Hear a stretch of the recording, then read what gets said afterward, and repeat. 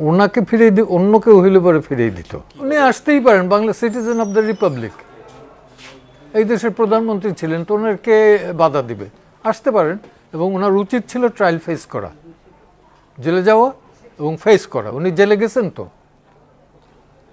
111-এর পরে গেছেন না, প্রথম তো তাকেই গ্রেপ্তার করা হয়েছে। এটা তো তার জন্য নতুন কিছু না। এবং উনি বিদেশে গিয়ে বিদেশ থেকে এমবার্গো থাকা অবস্থা উনি চলে আসছেন। এইটা দেশত্যাগের পরে যদি কেউ বলে, আমার মনে হয় না, বললে পরে বলতে পারেন, কিন্তু ইটস ইমেটেরিয়াল।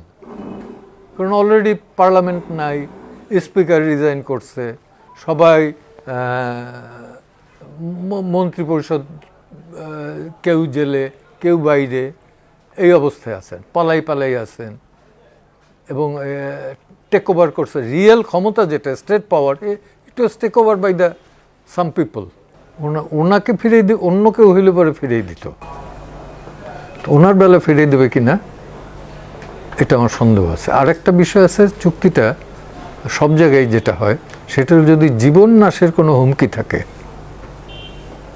তাইলে পরে কিন্তু তাকে কেউই দেবে না। যারা সমালোচনা করছেন তারাই এখন আবার বিচার করতে চাচ্ছেন। এইটা হলো অদ্ভুত। অর্থাৎ যখন আমার পক্ষে থাকে তখন এটা রাইট, আর যদি আমার বিপক্ষে যায় তাহলে পরে এটা রং না, এটা মানে অফেন্স, এবং এটা একটা পাপ।